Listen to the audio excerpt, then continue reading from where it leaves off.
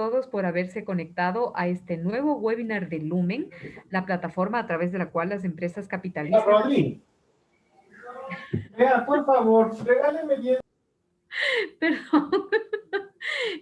Estimados amigos, por favor apaguen sus micrófonos, ¿sí?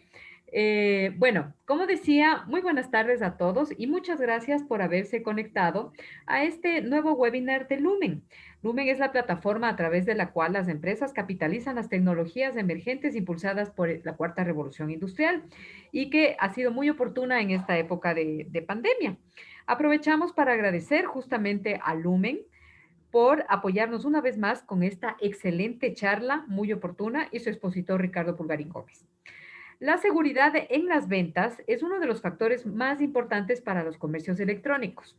Los dueños de una tienda online que no ponen en marcha los protocolos adecuados, no solo que ponen en peligro a sus clientes, sino también a su propio negocio.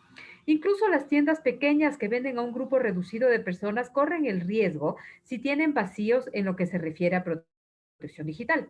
De hecho, son justo los pequeños comerciantes los que más probabilidades tienen de ser atacados por los cibercriminales debido precisamente a la menor seguridad y a la gran cantidad de datos confidenciales que manejan.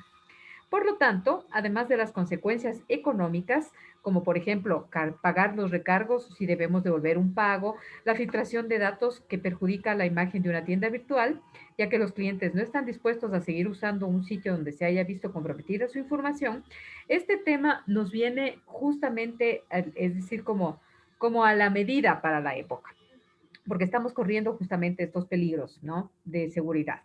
Quien nos va a instruir, eso sí, al respecto sobre las mejores formas de implementación de un e-commerce seguro es Ricardo Pulgarín Gómez, Regional Security Solution Architect North Latam Cluster. Aunque bueno, yo creo que di ahí un título larguísimo porque eso Ricardo ya nos lo va a poner en su presentación en más cortito. Lo voy a presentar rápidamente antes de poder cederle la palabra. Él es consultor de negocios de servicios orientado a nubes públicas y privadas.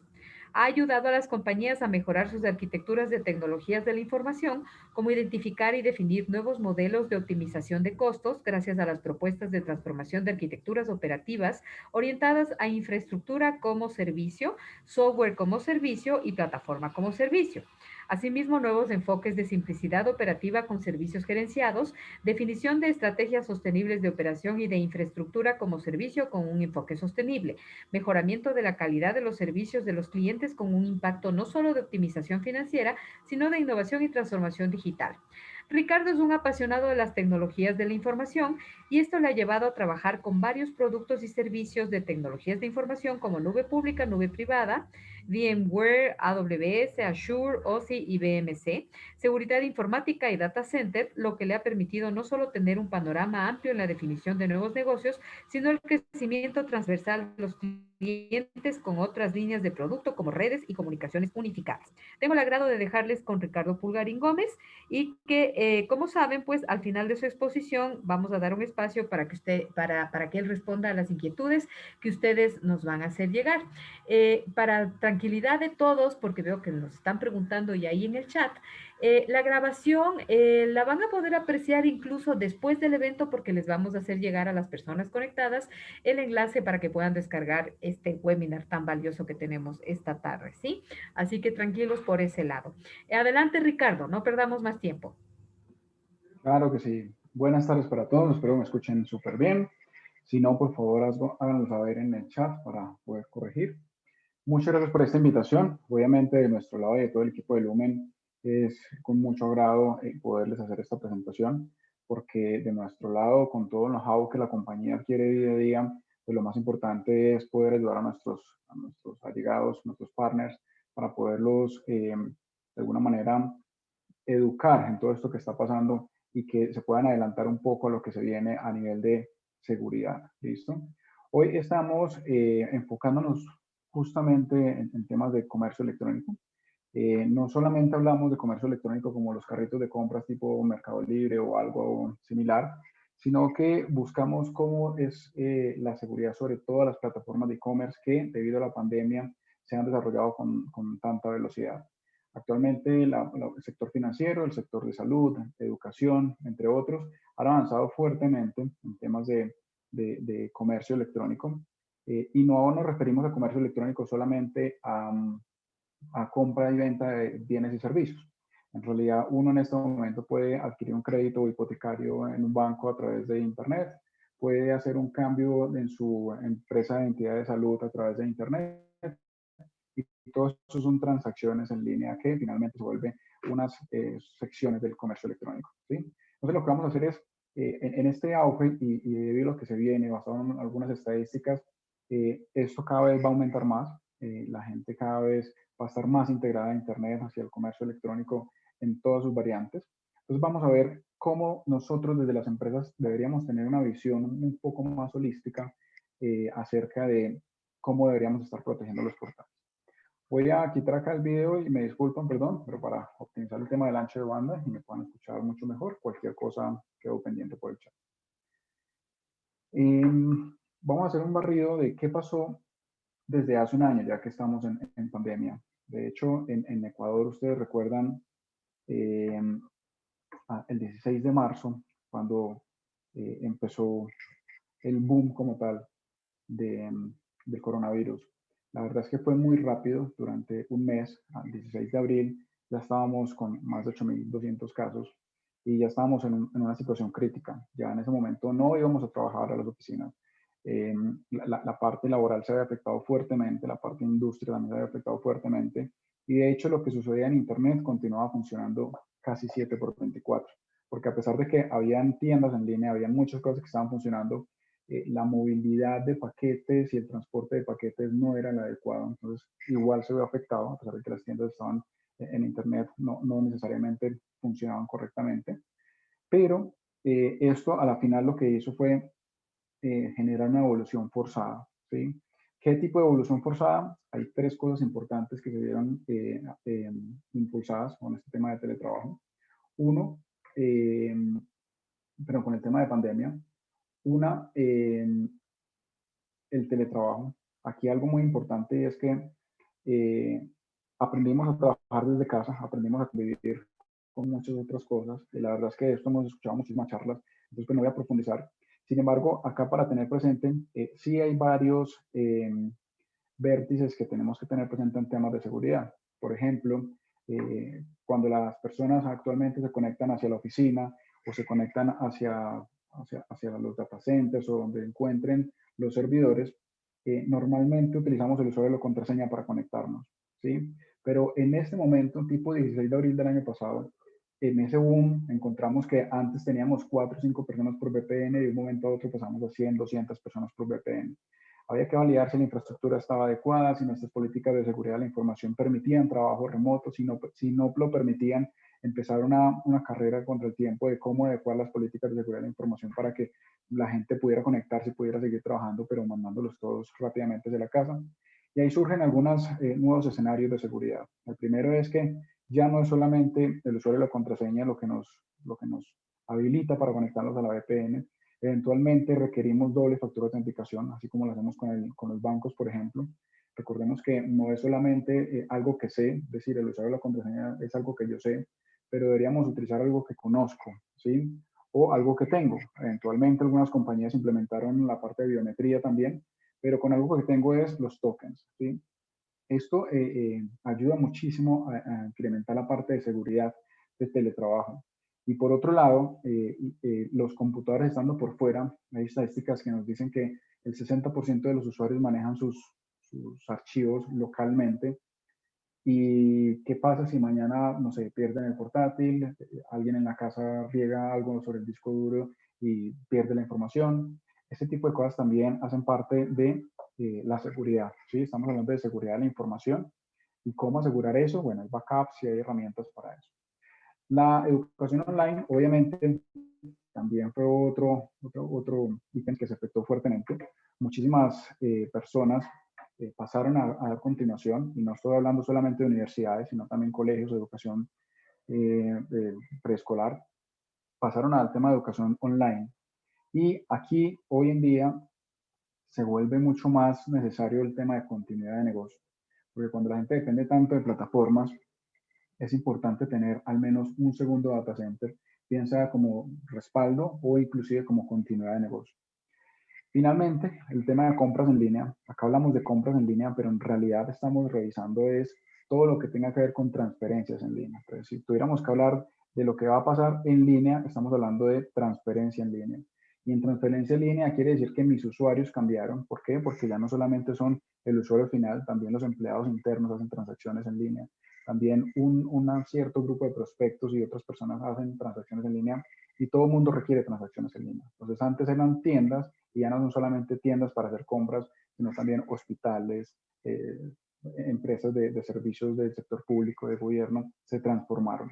Y en este pedazo nos vamos a enfocar en esta reunión de hoy. Vamos a ver cómo esos portales deberíamos asegurarlos, cómo nos afectan, cómo nos impactan y qué deberíamos tener presente. Recordemos que en la empresa inicialmente contábamos con roles de administración de infraestructura, pero después aparecieron los roles de oficiales de seguridad y ahora ya oficiales de seguridad de la información. Cada vez más la gestión de riesgos desde el punto de vista de seguridad es tenido en cuenta y pues pandemia nos ayudó muchísimo a evolucionar esto rápidamente. Este rol es bien importante hoy en día y lo que vamos a tomar de aquí en adelante son algunas medidas que deberíamos contar en las empresas para implementar. ¿Listo? Crecimiento esperado, sí. Fíjense que aquí es de la CC donde nos dicen, mire, esperamos que en realidad un 32% de las personas sigan comprando por Internet y un 11% aumenten las compras. De hecho, hay varias estadísticas donde dicen que antes una persona eventualmente hacía una compra al mes y hoy en día puede ser que haga más de 4 al mes. ¿Sí? ¿Por qué? Porque ya pasaron las transacciones a no ser solamente comprar el mercado, a no ser solamente pedir el Uber y estas plataformas, sino que además de eso ya las transacciones de los bancos y eso ha generado que además de eso cerremos muchas sedes de varios negocios. Entonces quiere decir que esto es algo que está aumentando. El objetivo es que las empresas en Ecuador estén preparadas para eso que se viene, que desde ya adopten la seguridad en sus aplicaciones, adopten la seguridad en su infraestructura y más adelante le vamos a mostrar cómo. ¿Listo? Y barreras de acercamiento a las transacciones en línea. ¿Por qué la gente antes no accedía y en pandemia, después de que se vio forzada, porque igual hay personas que dicen, no, pero no me gusta utilizarlo porque tengo desconfianza? Hay varios factores. El primero, el manejo de información personal. De hecho, no sé si a ustedes les ha pasado, pero en algunas almacenes de mercado, cuando vas a pasar una tarjeta de crédito, a veces te leen la cédula o algún documento con un código de barras. Estos documentos, por ejemplo, tienen muchísima información en un código de barras, los documentos de identificación. Tienen mucha información y el problema es que a pesar de que le digan a uno que leen solamente la cédula, nada garantiza de que algo infecte y se lleven más datos a partir de la cédula. ¿Por qué estos datos son importantes? Porque hay algunas plataformas de gobierno, por ejemplo, que dicen, venga, yo le voy a colocar la vacuna, miren ustedes cuándo le toca, cuándo agenda su cita, pero además de eso, la fecha de expedición de la cédula o la fecha, además de la fecha de nacimiento y el número de cédula, por ejemplo, hay datos adicionales para completar el tema de autenticación. Y este tipo de plataformas no necesariamente, o cuando uno se registra, la verdad es que uno no siempre lee las políticas de seguridad de la información y el tratamiento de datos personales. Pero eso también genera que la gente diga, venga, ¿y qué va a pasar con mi tarjeta de crédito? También pueden quedarse con el código de autorización, también pueden quedarse con todos los datos, ¿sí? Es muy importante que los portales transaccionales evidencien de cara al usuario final qué información almacenan y que garanticen de que no van a almacenar códigos o datos sensibles, ¿sí? Esto es bien importante y hace parte de esta nueva cultura poder garantizarles a las personas esa tranquilidad de que esto no va a ser expuesto, ¿sí? Otro, miedo a ser engañado. Esto es algo muy importante porque hay varios tipos de engaño en estos portales. Por ejemplo, en las páginas de comercio electrónico, un tipo de engaño es, venga, compré pero nunca me llegó. ¿Sí? De hecho, en Ecuador hace 10 años hubo un incidente interesante y fue para una empresa que comerciaba con una entidad en China y un hacker se metió ahí como en la mitad de la conversación y pudo suplantar los correos electrónicos y logró establecer con el comerciante en Ecuador una conversación para a la final poderle sacar una transferencia de $40.000. Y estoy hablando de hace 10 años. La persona que también estaba negociando con ellos desde China, pues, se dio cuenta que finalmente la transacción nunca llegó, el pago que estaba esperando, y la persona en Ecuador pues hizo el pago, pero se dio cuenta que nunca llegó el recibo de pago. Este tipo de cosas obviamente generan desconfianza porque no saben si están hablando con la persona que es, si puedo de pronto no recibir la mercancía o cosas similares.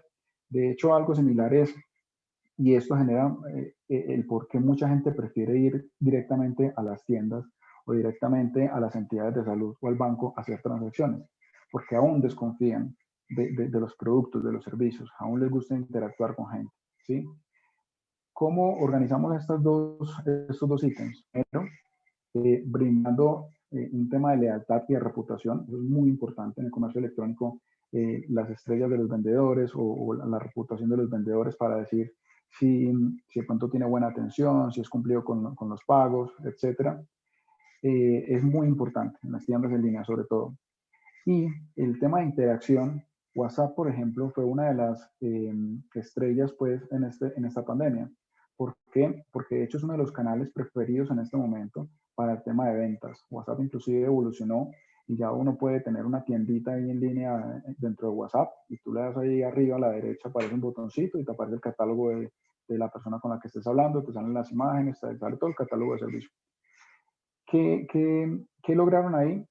De alguna manera capturar la confianza de las personas, sabiendo que están interactuando con una persona que esté al otro lado directamente y no por una página web.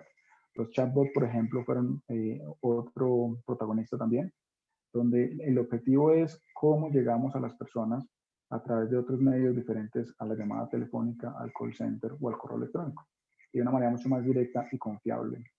Esto evolucionó y lastimosamente el último inconveniente que hay es las desconfianzas del proceso. ¿Qué quiere decir? Que, por ejemplo, cuando ya no hablamos de compras, sino que ya hablamos de relaciones con entidades bancarias, con entidades de salud, entidades gubernamentales, donde dicen, claro, deje su queja aquí, o sí, deje por favor su radicado aquí de su solicitud, etcétera, etcétera, y nunca pasa nada. Lastimosamente, este tipo de cosas hacen que la gente diga, no, yo prefiero no enviar ningún correo ni enviar nada e ir hasta allá, hasta la oficina a hacer eso. Es que todo esto hace parte de la nueva cultura, de parte de la transformación. Las empresas de alguna manera se vieron forzadas a reinventarse en sus procesos de atención al cliente y todo esto debería cambiar. Pero si todo esto cambia y la gente, como decía ahorita la estadística del incremento de personas que estarían en tiendas en línea y en portales transaccionales, pues cada vez más mi portal transaccional se vuelve una necesidad y un activo de alguna manera para proteger. ¿Listo? ¿Qué debería yo tener presente entonces para proteger un portal de estos? Primero, obviamente, el tema de navegación segura, lo que hablábamos siempre de tener el candadito, el HTTPS, es muy importante. Fíjense que ahí estamos hablando de la transferencia de archivos, la transferencia de datos, perdón, es decir, el tránsito y transporte de la data que se encuentra cifrada de lo que yo voy a hacer en un portal transaccional. Ese es el primer nivel donde deberíamos optar por la seguridad. Lo siguiente, el servicio fiable, es decir, que esté en un data center, donde tenga una alta disponibilidad, donde tenga unas certificaciones de diseño, de construcción, donde tenga unos canales de comunicaciones confiables, que de pronto ya podamos hablar de SD-WAN en esos canales de comunicación, donde hablemos de seguridad avanzada, que tenga IPS, IDS, control de aplicaciones, etcétera. Es decir, que el servicio como tal, el underlay de mi portal, inclusive hasta la capa del servidor, sistema operativo y la página web, hasta donde llega el servicio como tal de servidor, pues que todo eso sea confiable, es decir, que yo sepa que tengo todos los mecanismos para eso. Algo muy importante aquí es el almacenamiento de datos sensibles. Cuando llegamos a esta parte, de hecho, hay varias regulaciones donde nos dicen, venga, si usted va a hacer transacciones, tenga presente que si usted tiene que almacenar algún tipo de transacción con tarjeta de crédito, hay estándares en la industria donde le dicen a usted eh, que debería cumplir con ciertos controles de seguridad de la información. Por ejemplo, que la información de las transacciones quede guardada cifrada o que los servidores no compartan en ningún momento información en las bases de datos con diferentes clientes. Cosas por el estilo, ¿sí? Hay que verificar si nuestros portales transaccionales deberían cumplir con algún tipo de reglamentación. ¿Sí? Normalmente PCI DSS es un estándar utilizado para las transacciones de tarjetas de crédito, pero las entidades de gobierno también en Ecuador han implementado algunas políticas para las entidades financieras, ¿sí? Que está muy basada en PCI, sí, pero que han ido modificando porque la utilizaron desde hace un buen tiempo. Este conjunto debería ser lo más básico que yo debería tener para montar un portal web. Es decir, el manejo de datos sensibles, la política de datos personales, obviamente la parte de infraestructura y la parte de transporte. Pero es importante y sugerimos que antes de publicar estos servicios, inclusive después en operación, cada 6 meses, podamos tener por lo menos un análisis de vulnerabilidad. ¿Por qué razón? Porque los análisis de vulnerabilidades nos dejan en evidencia dos cosas. La primera es si la infraestructura de alguna manera tiene un inconveniente en temas de seguridad, alguna exposición, alguna vulnerabilidad. Y segundo, si eventualmente el código o la aplicación puede tener algún problema de seguridad.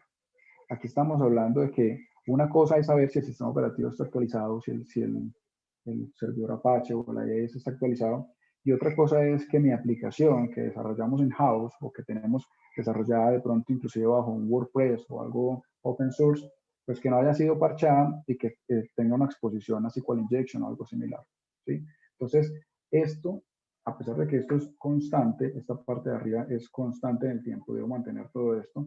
Esto puede ser eventual, simplemente para poder hacer testeos de cómo en el tiempo he mejorado o empeorado mi seguridad, ¿sí?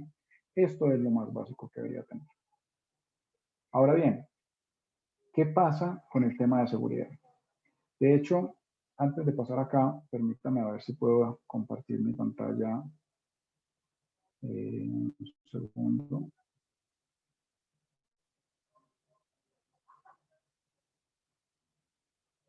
Me avisan por favor en el chat si pueden ver a alguien mi pantalla. Ya la vemos, Ricardo. Gracias. Quería comentarles esto. Fíjense que esto es el premio de e-commerce en Ecuador, ¿sí? De hecho, aquí los ganadores, esto fue 2020.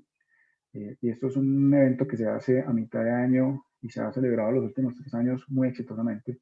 Fíjense las marcas que tenemos acá, las marcas que tenemos de ganadores, cada una en una categoría diferente. Estamos hablando de viajes y turismo, entretenimiento, iniciativas móviles, etcétera.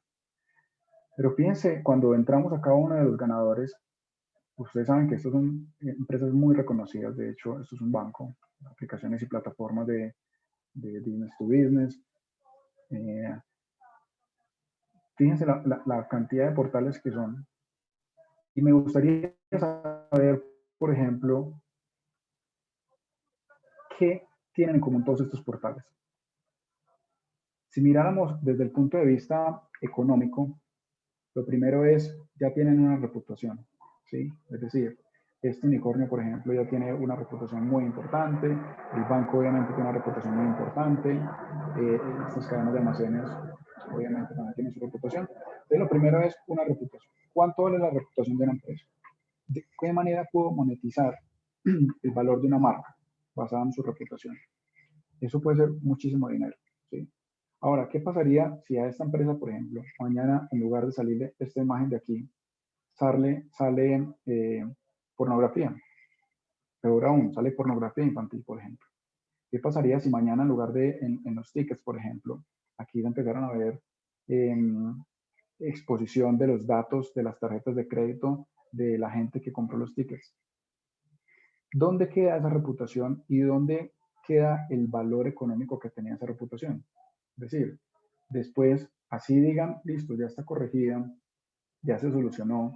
Cuando la gente diga, comprar de nuevo una boleta, un ticket con mi tarjeta de crédito, lo pienso 2 veces, ¿sí?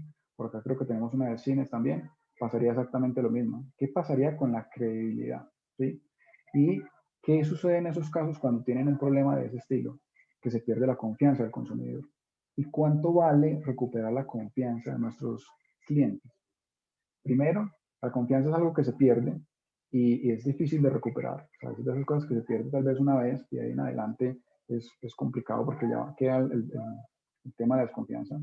Tuvimos en Colombia un caso donde una empresa, una agencia de viajes, tuvo un tipo de ataque de esto que se llama defacement, donde todas las imágenes de la página inicial salieron como pornografía.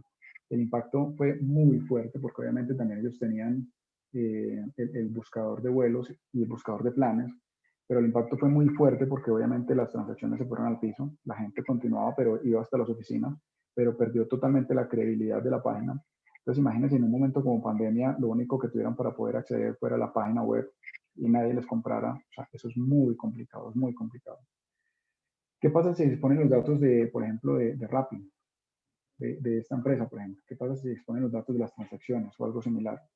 Sucede lo mismo a cuando, no sé si de pronto a la audiencia le ha pasado, si en algún momento les dicen, venga, es que me acabo de despertar y tengo 6 transacciones que se hicieron en este portal. ¿Qué es lo primero que ustedes hacen? No, pues obviamente bloquear, ver la reclamación y todo. Pero ¿qué pasa con la confianza en el portal? ¿Sí? Ese tipo de cosas son muy complicadas de recuperar. ¿Qué buscamos nosotros? Tratar de implementar los controles necesarios para proteger este tipo de portales, para que no haya deformación, para que no haya denegación de servicio. Por ejemplo, un tipo muy común en estas páginas de tickets es qué pasa cuando la selección, por ejemplo, ecuatoriana tiene un partido muy importante, no sé, el Mundial, y es ahí directamente en Ecuador y van a sacar las boletas. Entonces mañana, a los 10 minutos dicen, ya no hay boletas. Y me dice, pero ¿cómo así? ¿Qué pasó que no hay boletas? Pues fíjense que hay dos cosas importantes ahí. La primera es, ¿qué pasa si cuando dicen, vamos a sacar las boletas para la venta de entrada al estadio, qué pasa si nadie puede acceder al portal? O sea, eso es súper complejo, ¿sí? Y segundo, ¿qué pasa con esos robots que se encargan de entrar y comprar las boletas y comprar y comprar y comprar y saturar para que nadie más entre? Y además de eso, para llevárselas para la reventa. ¿Qué pasa con las personas que podían haberla comprado al valor que era? El prestigio como tal de los portales y el prestigio de la marca queda en evidencia. Y ese tipo de cosas la idea es que podamos proteger, que podamos detectar cuándo son robos buenos, cuándo son robos malos, cuándo tenemos un ataque real de denegación de servicio. Por ejemplo, si mañana el gobierno dice, voy a abrir un portal para que todo el que se registre ahí le doy la vacuna, ¿qué va a pasar? Que todos los ecuatorianos van a acceder al mismo tiempo. ¿Es un ataque de denegación de servicio? Sí puede pasar, claro. Pero, digámoslo así, fue dirigido, ¿sí? Y ese tipo de cosas la idea es que las podamos organizar. Entonces, ¿cómo las podemos organizar? De nuevo, me voy a mi presentación. ¿Ya ven la presentación? Camilo, ¿me confirmas, por favor? Sí, ya la estamos viendo. Perfecto, gracias. Entonces, ¿qué sucede? Esas cosas queremos protegerlas, o sea, en nuestro comercio electrónico queremos protegerlo. Y como veíamos, no solamente es esto, no es solamente el HTTPS, no es solamente la infraestructura, no es solamente la política de seguridad, sino que además de eso hay más cosas, o sea, hay más cosas de mayor nivel que de alguna manera se salen de lo que podemos controlar. Yo puedo controlar cuántos servidores tengo para mi página web, yo puedo controlar si tengo un balanceador, por ejemplo, para 2 o 10 portales, yo puedo controlar cuántas direcciones IPs puedo publicar en mis portales, puedo elegir los data centers donde me puedo ubicar, puedo controlar el ancho, puedo de alguna manera seleccionar el ancho de banda que puedo, por donde voy a publicar mi portal, pero de ahí para adelante hay un montón de cosas que yo no puedo controlar, ¿sí? Entonces, por ejemplo, ransomware es algo que ha estado súper fuerte, eh, y esto inclusive fue en Chile hace poco, en Perú también por el tema de COVID, lo que fue Fuerza Bruta, se vio impactado fuertemente. Y aquí surge algo bien importante. En algunas ocasiones seguramente ustedes han escuchado que digan, me hackearon la cuenta de Facebook. Y cuando uno va a ver, y entraron legítimamente con el usuario y la contraseña. Entonces dicen, ¿cómo me cogieron el usuario y la contraseña? Cuando uno hace forense, el análisis forense de estos casos, encuentra que en realidad lo que atacaron no fue Facebook, porque la capacidad de Facebook para protegerse es bien importante. Lo que atacaron fue seguramente el servidor de la universidad donde usted tenía un acceso a un portal y era un usuario que es el mismo que usted tiene actualmente, solo que ahorita lo maneja con Gmail y antes lo manejaba @ mi universidad, pero la contraseña nunca la cambió. Y la contraseña es la misma que usted utiliza hoy en día en su correo de Gmail. Yo no sé cuántos les ha pasado acá o cuántos en este momento sufren de eso, que la contraseña que tienen de su correo electrónico personal es la misma que utilizan hace muchos años y de hecho la misma que siempre han utilizado. ¿Qué sucede? Que hackean ese portal de la universidad, se llevan por fuerza bruta una cantidad de usuarios y contraseñas y después lo que hacen es buscar en redes sociales, se van para LinkedIn, se van para Facebook, se van para otros portales y colocan el usuario con Gmail y con la misma contraseña y acceden. ¿Qué pasa después? Cambian la contraseña y se apoderan de eso. Ese es un patrón muy conocido y muchos famosos después dicen, ah, es que entraron a mi, perdí mi YouTube, perdí mi canal, perdí mi no sé qué, pero en realidad sucede muchos por eso. No necesariamente que nos ataquen, sino que atacan otros portales y después entran limpiamente. ¿Cuál es la idea? La idea es que si mi portal es completamente seguro, porque yo lo tengo supremamente testeado, pero si entran limpiamente, ¿qué pasa en ese caso? Yo ahí no tengo nada que hacer. Pero lo que sí en realidad puedo hacer, para no para proteger ese usuario puntual, sino para protegerme ya masivamente, es decir, venga, protejámonos contra los robots que se encargan de hacer eso.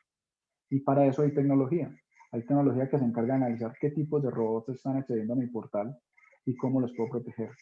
De hecho, hay robots que se encargan de simplemente validar, por ejemplo, en Mercado Libre, si usted está vendiendo una almohada, hay robots que se encargan de mirar quién más vende la misma almohada con la misma referencia. ¿Por qué? Porque hay alguien que vende la almohada en $100 y dice $100, 40% de descuento. Y usted la está vendiendo en $50 sin descuento. Y por marketing la gente entra y dice, uy, no, pero este me está dando 50% de descuento. Puede que el precio sea el mismo, ¿sí? Pero es un tema de marketing. ¿Qué pasa? Si mañana usted le coloca 10% de descuento, entonces el robot lo va a detectar y entonces al otro no le da 50, sino que lo pone en 120 con 60% de descuento. Y así sucesivamente. Esos robots existen y la idea es proteger nuestros portales transaccionales. ¿Por qué? Porque si yo soy una entidad de salud, si soy una empresa de gobierno, si soy una empresa que, por ejemplo, manejo los créditos o cobro los créditos de los bancos, o soy una crédito financiera pequeña, o simplemente manejo un tema de oleoductos y tengo que tener una serie de auditorías para el gobierno, para muchísimas cosas, la idea es que tenga la mayor protección y los controles posibles, inclusive ante inteligencia artificial. En Ecuador, de hecho, hace poco ya empezaron a generar un comando especializado en ciberdefensa. Esto es muy bueno, porque en realidad esto se vuelve un referente. Ya a nivel de la TAM tenemos varios referentes de qué deberíamos estar implementando en nuestras empresas a nivel de políticas y a nivel de controles, pero cuando ya tenemos un ente local, pues es mucho mejor, ¿sí? Porque ya el referente se vuelve mucho más local. ¿Y qué ha pasado? Pues que la verdad es que en Ecuador siguen incrementándose el tema de ataques. La pandemia sí demostró que la gente no sabía manejar mucho las transacciones y se apoderaron de eso. Phishing se disparó. Hemos visto casos donde de pronto simplemente le mandaron un correo electrónico, le decía, mire, es importante que cambie su contraseña, dé clic acá, daban clic, mostraban la pantalla idéntica a la del cambio de contraseña, la gente la ingresaba, no, ingresa su contraseña anterior, la ingresaba, eso le llegaba al atacante y después utilizaban el servidor de correo de la compañía para enviar spam con un usuario legítimo. ¿Y cómo lo capturan? Con phishing. Y esto se dio en varios casos, ¿sí? Algunos con mayor impacto que otros, pero la idea es que esto no suceda, ¿sí?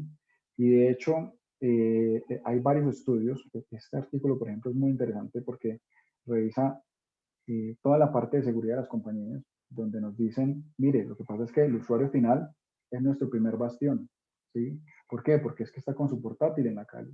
Y si él se infecta y viene y se conecta a la red interna, ¿qué pasa? ¿Sí?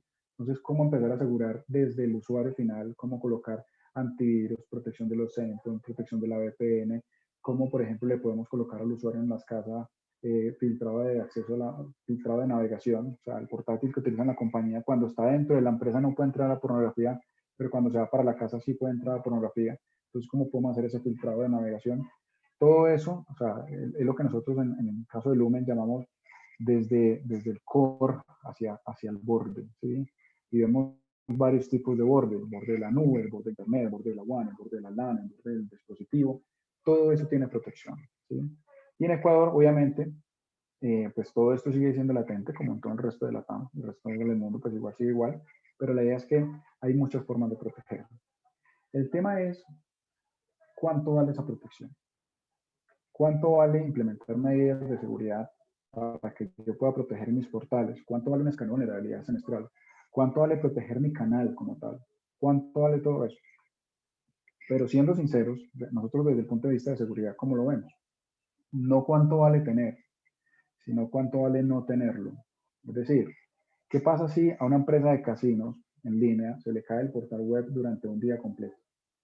¿Cuánta plata pierde una compañía por estar un día por fuera? El caso que vemos ahorita de Rappi, de Despegar, de la empresa de cine. ¿Qué pasa si el portal se cae durante todo el día? Inclusive en horas. ¿Cuánto vale una hora de indisponibilidad de los portales en este momento? Entonces ahí uno dice, ok, si yo tengo que poner una balanza, en realidad el costo de los ataques y de recuperación es mayor al costo de los controles de seguridad.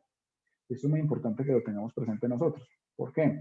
Porque a la hora de evaluar, o sea, la verdad es que no a todos nos aplica el mismo riesgo. Y cuando hablamos desde ISO 27000 del tema de riesgos, decimos, venga, una cosa es evaluar el riesgo desde la probabilidad y otra desde el impacto. Y con eso te da un verdadero riesgo. ¿Sí? La probabilidad de que pase es mínima y el impacto es mínimo, pues el riesgo es mínimo, entonces no todas las empresas tienen que invertir de la misma manera.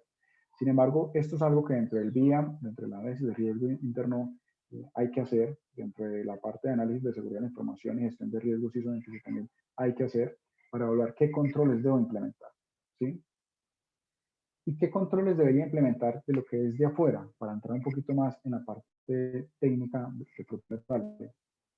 Cuando yo estoy en un escenario normal, yo tengo mi página web, es decir, tengo eh, mi servidor del aplicativo de transacciones. Supongamos que soy una empresa de salud y yo por acá permito que la gente pida las citas o inclusive puedo hacer reclamación de los bonos o copagos, etcétera. Entonces aquí ya es un portal transaccional. Pues vamos para un ejemplo a mantenernos en una empresa de salud, ¿sí? La empresa de salud como tal tiene en la parte de protección un firewall y ese firewall pues obviamente tiene un router que me da el acceso hacia internet. Es decir, en realidad esto es un tubito que es mi canal de internet. A un internet desde el cual pueden acceder todos mis usuarios. Yo sé que tengo mi aplicación web protegida porque ya le hice mi análisis de vulnerabilidades, ya sé que mi código está un poco más protegido y ya tengo un firewall aquí perimetral que me permite el control de aplicaciones y que puede hacer inclusive antivirus a la hora de hacer el análisis de paquetes. Pero ¿qué sucede si en realidad a mí me atacan a este nivel? ¿Qué sucede si a mí el ataque ni siquiera está orientado como tal a entrar a robar información, sino simplemente a generar indisponibilidad? ¿Por qué? No, porque yo quiero generar indisponibilidad para que nadie compre las boletas del partido. Porque yo quiero simplemente tener una retaliación contra la Policía Nacional porque hubo un evento ayer y entonces quiero bajarle la página web simplemente para que, ajá, ¿sí? Hay tantas cosas por las cuales lo quieren hacer que la manera más práctica es saturar este canal. Cuando yo saturo este canal,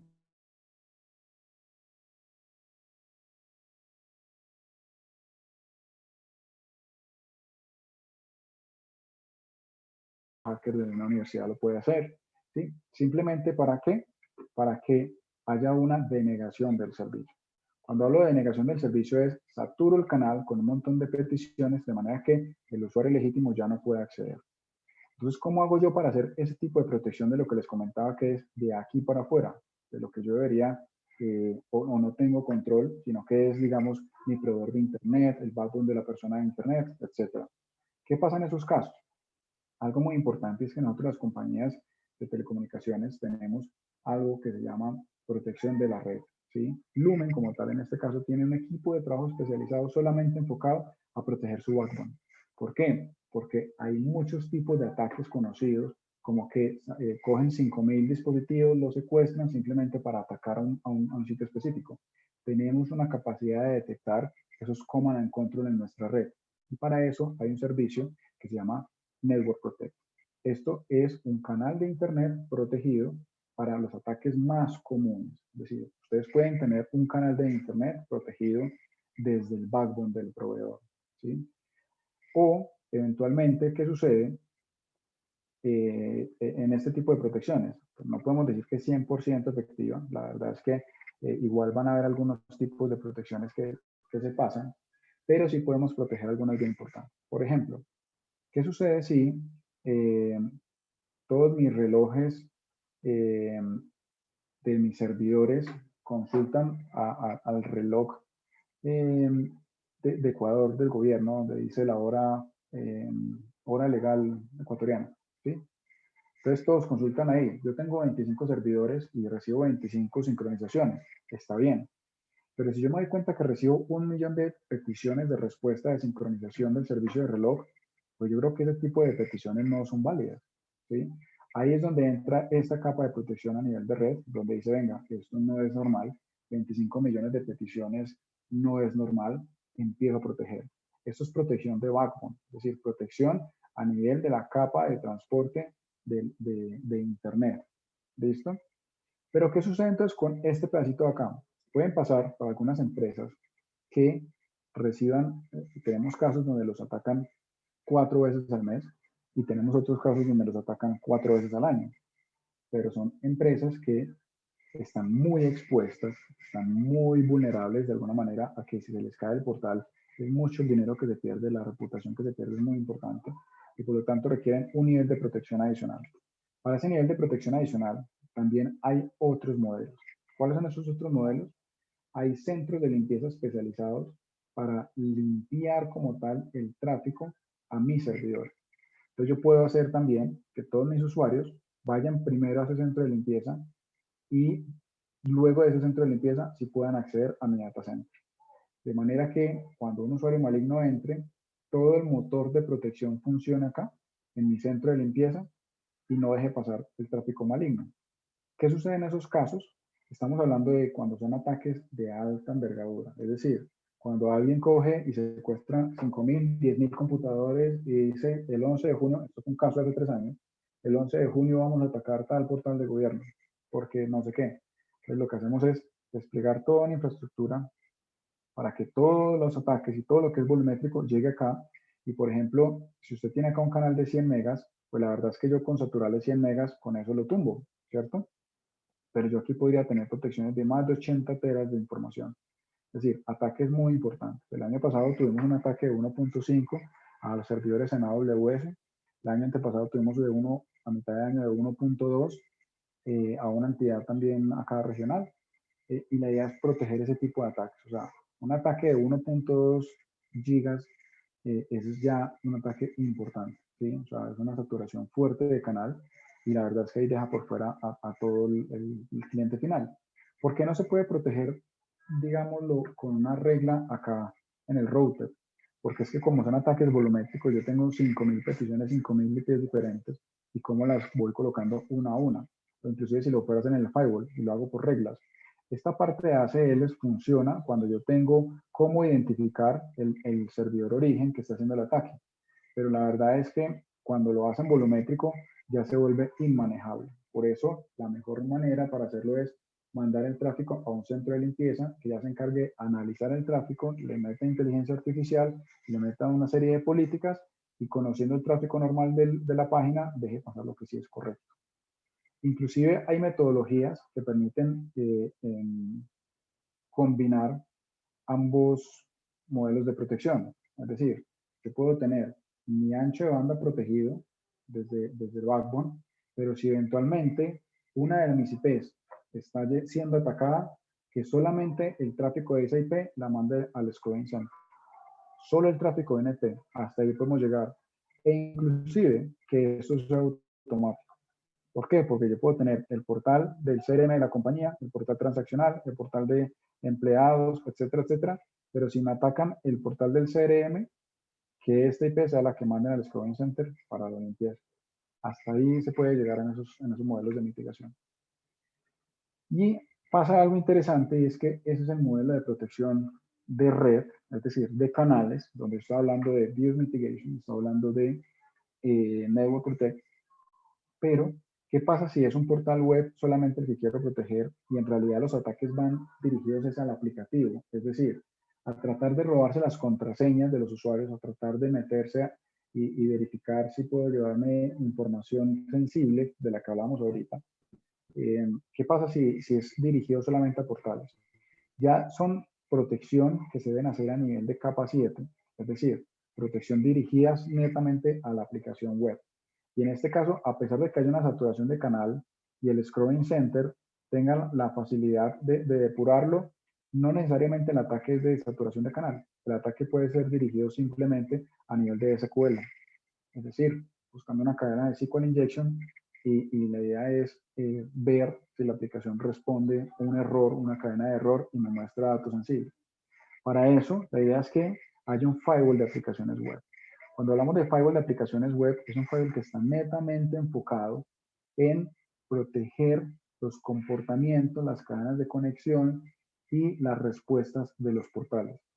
Estos firewalls ideales que estén en una nube. ¿Por qué razón? Que sean agnósticos a mi data center. ¿Por qué razón? Porque yo puedo sacar mucho más provecho, como lo vamos a ver más adelante. Primero, el firewall va a integrar lo que ya acabamos de comentar, la protección de ataques volumétricos.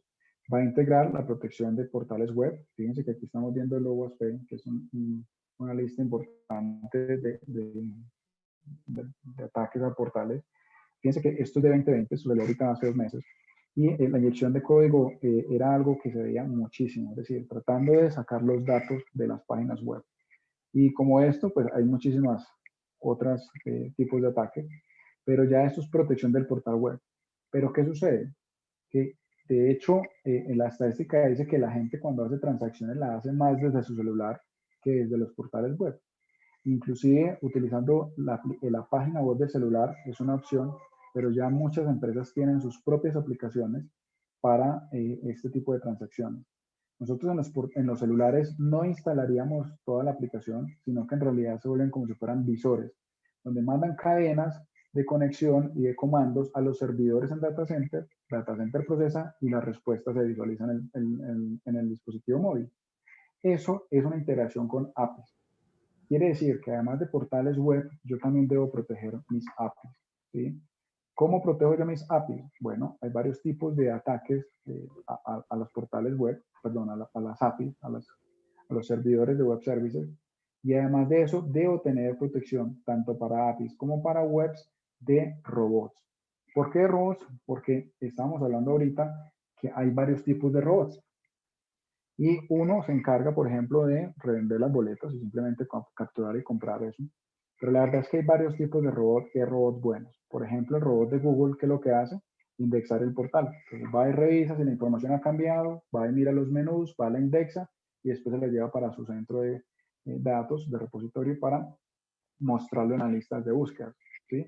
Como eso, cuando uno va a buscar tiquetes baratos, también hay robots que se encargan de mostrarle un tiquete, no sé, Quito, Miami, cuánto vale en todas las páginas y cuál es el más económico, y así sucesivamente. Son robots de alguna manera que son robots buenos, pero también hay robots malos, ¿sí? Robots que se encargan simplemente de validar qué vulnerabilidades tiene en el portal, si eventualmente tiene una facilidad de SQL injection, si el robot simplemente se encarga de saber si es un WordPress, si es una página desarrollada en PHP, si es una página que está sobre una IIS, etcétera, para que después un atacante entre y con esa información haga un desastre adicional. Entonces, fíjense que casi que la mitad del acceso a los portales web, eso es estadística del año pasado, a finales de diciembre, de nuestros centros de información, donde dicen que casi que la mitad del acceso a los portales hoy en día es humano. Y ese casi es más bien menos de la mitad de los accesos a mis páginas es humano. ¿Sí? La lectura correcta sería así. Es decir, no todos los hits que yo veo en mi portal son de personas o clientes. En realidad, menos de la mitad es humana. El resto es de bots y está dividido entre los buenos y los malos. Hemos visto portales web donde tienen 70 millones de transacciones al mes. Me refiero no a transacciones bancarias, sino a hits como tal, de ingresos únicos a los portales. Y de esos, efectivamente, 35 millones no son humanos, son de puros robots. ¿Y qué pasa entonces cuando yo identifico estos bots que están tratando de acceder a mi portal a hacer algo? El objetivo es poderlos proteger. ¿Por qué? Porque yo tengo que prevenir de que no vayan a tumbar mi portal, que no vaya a haber una caída y que tenga un daño importante. ¿Sí? A nivel de APIs, sucede algo similar. Fíjense que las amenazas como tal para las APIs es no solamente la denegación de servicio tradicional, sino tratar de robar información mandándoles comandos para que respondan información. Por ejemplo, como pasó hace 2 años, donde un usuario descargó unos reportes de un banco y se dio cuenta que cambiándole el numerito en la URL podía ver los reportes de otros clientes. Pues son temas bien complejos, pero hay robots que se encargan de simplemente ver ese tipo de cosas. Entonces, tenemos la protección de ataques volumétricos de portales, ataques dirigidos a páginas web, ataques dirigidos a APIs y ataques dirigidos por robots. Y finalmente hay algo importante que pueden tener a través de un servicio WAF, que en este caso, como hablábamos ahorita, si es en nube, sería un Cloud WAF. El Cloud WAF, al ser agnóstico a mi data center, tiene la capacidad de que me pueda enviar la información a mi data center, o inclusive yo puedo tener una nube pública acá, puedo tener una Azure acá, puedo tener una AWS acá, puedo tener mi data center dentro de un on-premise, es decir, en la tierra, y puedo yo eventualmente coger entonces y disparar las cadenas a diferentes data centers, ¿sí? El usuario no va a saber si estoy accediendo al data center de AWS, al data center que yo tengo en Quito, no va a saber, ¿sí? Y de hecho, esto me ayuda a complementar una estrategia de continuidad de negocio, ya ni siquiera de recuperación, sino de continuidad, donde yo puedo tener activos mis dos data centers. Entonces, aquí evito tener infraestructura ociosa en un data center secundario o data center alterno y aprovecho toda mi infraestructura para que sea activa y le saco mayor provecho. Todo esto con un servicio de Cloud WAF podemos llegar a hacerlo. Entonces, esta sería la cadena de conexión, ¿sí? Y que yo tendría para proteger portales web. Recordemos entonces, estuvimos hablando de protección a nivel de red y la otra es protección a nivel de aplicación como tal. Importante, pues aquí en este caso obviamente, pues importante es tener un equipo de trabajo que me respalde en toda esta tecnología, en todas estas herramientas. Pues aquí Lumen como tal cuenta con varios SOCs en todo el planeta. De hecho, acá en Latinoamérica tenemos 3 muy importantes y los podemos apoyar también para implementar todo este tipo de soluciones. Inclusive, no necesariamente tiene que ser de comercio electrónico. O sea, la verdad es que nosotros hacemos un acompañamiento muy importante de la parte del tipo de negocio. Dependiendo del tipo de negocio, pues también las soluciones que necesitan para cada negocio, no solamente para portales de nuevo, sino también pueden ser para servidores y para otros tipos de cosas. Pero el objetivo es que ustedes desde las empresas identifiquen, obviamente, o sea, con Lumen o con sus proveedores, qué necesitan realmente para protegerse. Lo que pueden ver, lo que no pueden ver, lo que pueden controlar, lo que no pueden controlar, y cuáles son los niveles o los bordes que deben proteger. Si ya estamos protegiendo los portátiles, si estamos protegiendo mi WAN, si estoy haciendo balanceo de mis canales efectivamente con seguridad con SD-WAN, si ya estoy protegiendo mi Cloud Edge. Todo esto, la idea es que desde el lado de seguridad de la información de las empresas lo podamos tomar presente. Obviamente, pues comenten con Lumen en su momento si les podemos apoyar en algo. No sé si hay alguna duda en el chat, que creo que estamos un poco cortos de tiempo para hacer honor a lo que tenemos programado. No importa, todavía podemos extendernos unos 5 minutos más porque un poquito más tarde. Pero no, nuestros amigos no nos han hecho llegar todavía ninguna inquietud ni ninguna pregunta. Perfecto. Espero, no sé si eso es porque de pronto no me pusieron cuidado o porque quedó todo demasiado claro. Aquí está. Diego Pinti ya nos ha hecho llegar aquí una pregunta, estimado Ricardo. Dice, ¿qué desafíos tienen las organizaciones frente a VPN, teletrabajo, comportamiento, digitalización de usuarios? Pues esa pregunta es bien interesante. Siguen viendo mi pantalla, ¿verdad? La pantallita negro.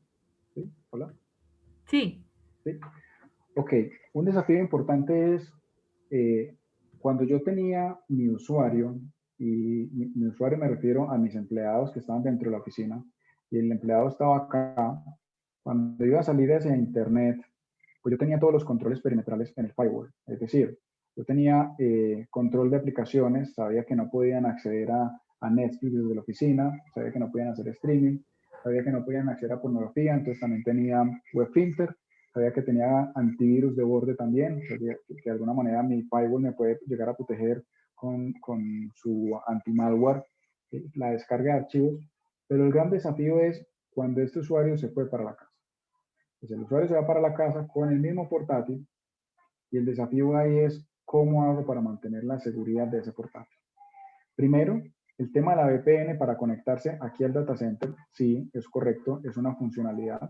¿Por qué razón? Porque yo a nivel de transporte estoy cifrando la data que se va, pero no garantizo que la persona que está en su casa se está conectando desde o es la persona que yo espero. Las personas en la casa en realidad empezaron a tener uno, dos, tres hijos con educación virtual, con un montón de situaciones virtuales, donde la verdad es que en la casa no se tenían dos, tres, cuatro portátiles y no se podían empezar a prestar. Pero cuando alguien podía trabajar por el celular y prestaba el portátil con el usuario y la contraseña. Entonces, el portátil corporativo deja de ser corporativo y se vuelve más doméstico en este momento. Ese es un gran reto para nosotros en las organizaciones. ¿Cómo ese portátil, que a pesar de que yo se lo presté, pero se volvió muy, muy doméstico, cómo lo aseguro?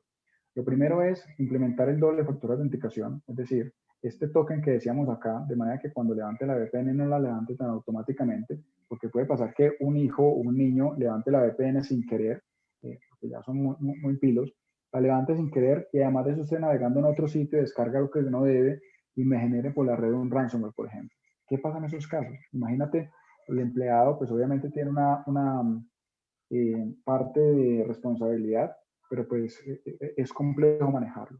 Para eso hay soluciones acá, perdón, acá, a nivel de protección del endpoint, donde decimos, venga, esto yo debería poder tener aquí una consola donde yo pueda visualizar cuántos de estos dispositivos tienen actualizado Windows, que si se va a conectar a la VPN, tenemos unos temas de compliance para que tenga el antivirus activo, que tenga el Windows actualizado, el equipo esté dentro del dominio, cosas por el estilo. Ya tenemos compliance acá, tengo visibilidad acá, y puedo de alguna manera ejecutar control remoto para que actualice el Windows. Sí, también lo puedo hacer. Cuando estaba aquí en sitio, yo con el WSU lo podía hacer. Cuando está remoto pierdo mucho control, pero mi nuevo perímetro es este. Yo debo poder organizar este nuevo perímetro. Y ya tenemos herramientas de gestión de activos que nos permite ver el inventario del software, nos permite ver el estado de vulnerabilidades, etcétera, para eso. Más el doble factor de autenticación, más la consola de monitoreo, este es un escenario ideal para poderlo implementar. Ricardo, buenas tardes. Les saluda Alejandro Rubalino.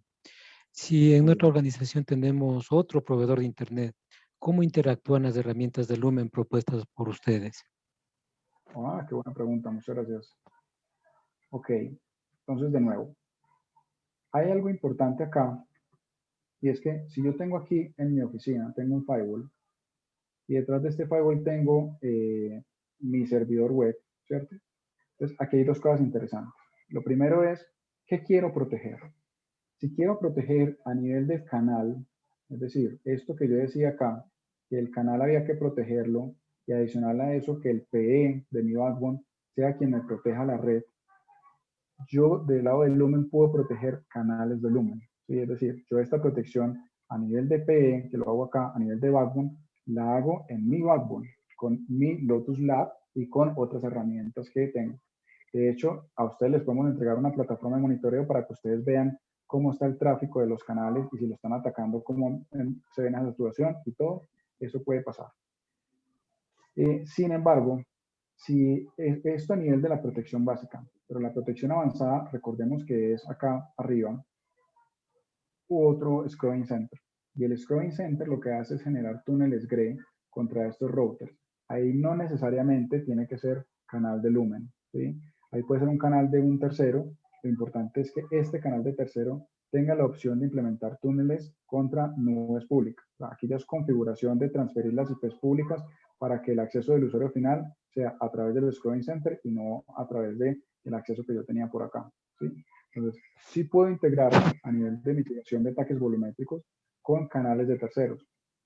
No necesariamente puedo habilitar todas las características. Por ejemplo, la característica de mandar una IP, solo una IP al Scrubbing Center, eso no lo puedo hacer si es un canal de tercero. Si es un canal de Lumen, yo lo puedo hacer porque es mi mismo backbone, ¿sí? Pero un canal de tercero tengo que mandar unas máscaras mucho más grandes.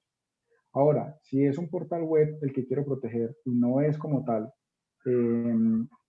el ancho de banda, sino que ya estamos hablando de el portal con CloudWAF, pues aquí hay algo muy chévere y es que esto se vuelve agnóstico. Es decir, si esto es el CloudWAF que está acá y va a proteger este data center, también puedes estar en AWS, también puedes estar en nube pública y yo simplemente veo las IPs públicas. A ella yo protejo es por internet directo. no por el canal. O sea, esta parte como es capa 7, CloudWAF va por capa 7 sin importar la capa 3 y la capa 4, es decir, el proveedor y el medio. Puede ser en banda ancha, lo que tengas en tu oficina, o puede ser otro proveedor, puede ser lo que sea, pero yo desde que tenga visibilidad de este servidor web a través de internet, yo puedo aplicarle protección de firewall perimetral de aplicaciones web. ¿Sí, vamos a ver? Gracias. Ricardo, ¿qué pasa si yo soy una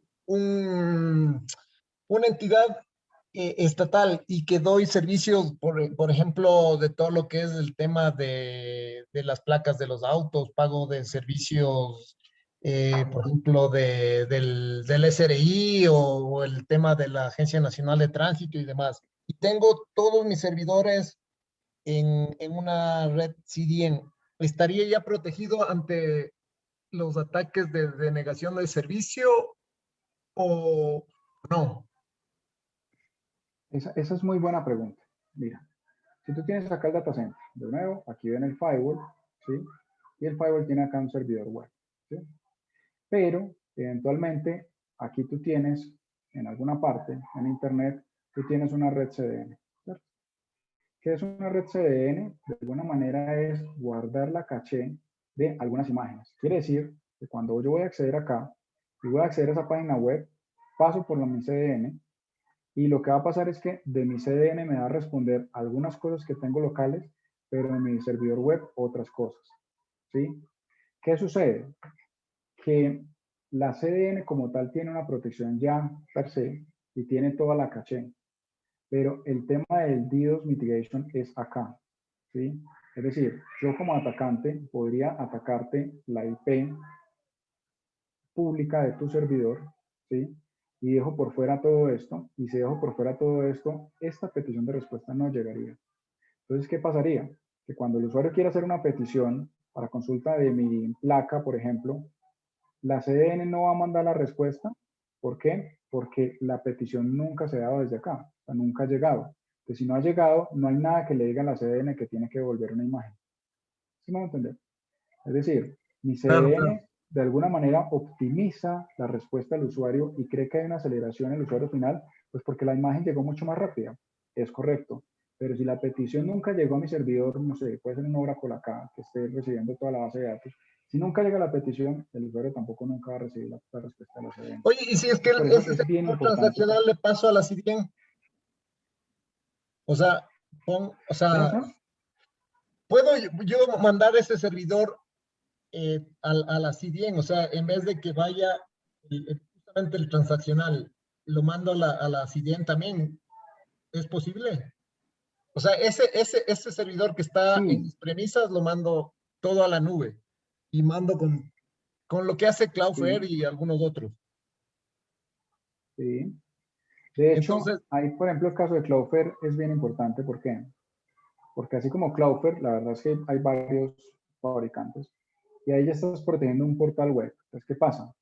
El Cloudflare como tal va a recibir siempre las peticiones acá, no hablando de marcas, sino que estamos hablando como tal del firewall de aplicaciones web, siempre va a recibir las peticiones acá. Este IP nunca se publica, ¿sí? O sea, cuando es aplicación web, y ya estamos hablando de capa 7. Lo que yo hago es que aquí yo digo solamente recíbame las peticiones que vengan de este punto. Aquí obviamente la nube pública, o perdón, la nube de WAF te da tal vez un segmento o algunas direcciones IP o 6 direcciones IP. Entonces tú de alguna manera haces un túnel y cierras esto. Y dices, mira, yo solamente voy a recibir peticiones de aquí. Puede estar en la tierra, o sea, no necesitas mandar este servidor a ninguna nube ni nada por el estilo. Puede estar acá en tierra, en data center. Y lo que haces es limitar a que solamente reciba peticiones la IP pública de ese servidor desde la nube de la cual tú lo estás enviando. Y la nube le dejamos que haga el DDoS mitigation acá, pero a la capa 7, ¿sí? Hasta ahí es una protección muy, muy buena. El riesgo que hay es, si tú en ese mismo canal, esto es para el puerto 80, por ejemplo, pero si tú en ese mismo canal tienes el puerto 22, tienes el puerto 21, tienes el puerto 25, me refiero a FTP, a SSH, a otro tipo de cosas de SMTP, y también tienes publicados otros servicios por acá. Estos otros puntos sí son atacables y son atacables por DDoS mitigation, ahí sí te saturan este canal. Pero si lo tienes limitado a que sea solamente web y este canal es solamente para esta web, y este canal está limitado a que solamente reciba peticiones de tu WAF, estás protegido. ¿Sí? O sea, no hay lío con eso. Y el DDoS se generaría solamente acá y la misma nube de WAF lo protege. ¿Sí? Es un escenario válido. Ah, ok. Oye, y en definitiva, y perdón ¿Ya? que ya que no veo que pregunta más, por ejemplo, ¿qué pasaría en el caso que ahora muchos vendors dicen, oye, cómprate el firewall y también te doy el DDoS mitigation y todo en una misma placa, que ahora es muy común que el firewall haga prácticamente de todo? A la final, si es que me hace un ataque Sí, volumétrico, me botan así tenga el DDoS y demás características que pueden tener ahora, ¿no? sí, señor, es correcto. De hecho, este escenario es este escenario. ¿Qué sucede qué sucede si yo solamente meto un firewall acá? Entonces, si yo meto un firewall acá, perdón, que me moví. Si yo solamente tengo un firewall, entonces van a pasar dos cosas cuando le digo que el firewall me haga DDoS y que me haga otro tipo de cosas. Este firewall sí tiene un repositorio de DDoS mitigation, pero este firewall tiene un repositorio en la nube que es de alguna manera basado en firmas. Es decir, él puede consultar la reputación de IPs, puede consultar algunos malware conocidos y cosas por el estilo y te va a proteger, ¿sí? Pero no te va a proteger a nivel de comportamiento. De hecho, tú puedes tener el firewall, el Next Generation Firewall, y aquí también puedes tener un WAF on-premise. También puede pasar que este WAF on-premise también va a pasar esto y va a tener el tráfico solamente para portales web. Si es correo electrónico FTP, eso no lo ve. Pero el tema es que cuando hay un ataque volumétrico, la petición ni siquiera les va a llegar. ¿Sí? Entonces, por esa razón es que nosotros decimos, no, hagamos la protección acá. Hagamos la protección en el WAF que va a estar en la nube, porque el WAF en la nube va a tener esta base de datos. Además de eso va a tener inteligencia artificial. ¿Por qué inteligencia artificial? Porque el WAF en la nube se deja escuchando 2 o 3 semanas para que revise el comportamiento de la página, sepa qué es un tráfico normal, sepa cuáles son los picos normales, a qué horas, sepa cuáles son los usuarios desde qué países acceden, y si mañana aparece de Tanzania una petición 10.000 veces más grande de lo normal, pues que lo pueda proteger. Esta inteligencia artificial no te la dan los firewalls, ¿sí? Los firewalls son netamente estáticos basados en firma. Estos WAF, además de tener las firmas y tener la inteligencia artificial, pues esta inteligencia artificial le da basada en comportamiento. Y esto es súper chévere. O sea, esto la verdad es que completa muy bien la solución. Y la protección de este ataque volumétrico te la hace acá, ¿sí? Entonces, sí es ideal sacar el WAF del data center. Por lo que te digo, tú puedes meter todo acá. Sí, que lo hace, sí, que es efectivo, no. Por ejemplo, Correcto. si tú tienes la página, o sea, te puedo, pues es que no debería, ¿sí? Pero nosotros podemos hacerte una demostración y decir, venga, si usted tiene WAF on-premise, hagámosle ese tipo de ataques. Y todos los deja pasar. Todos los deja pasar. Cuando lo hacemos en WAF en la nube, él inmediatamente identifica el comportamiento y todos los bloquea. Y queda el registro. Y me dice, y si quiere, le genera una firma solamente para usted. O sea, es un tema muy diferente. El tema de aplicaciones web, la recomendación sí es dejarlo por fuera. ¿Se puede adentro? Sí. ¿Los vendors lo hacen? Sí. Pero recuerden que nosotros, del lado de Lumen, somos un poco más agnósticos porque no somos marca de cajas. Entonces, implementamos la solución más adecuada para ustedes. Si la quieren premium, se puede, pero nuestra labor es recomendarle qué es lo que debería tener. ¿Sí?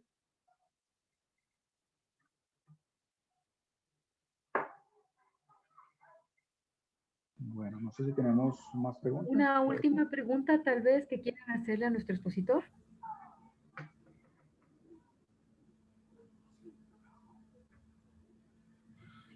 No.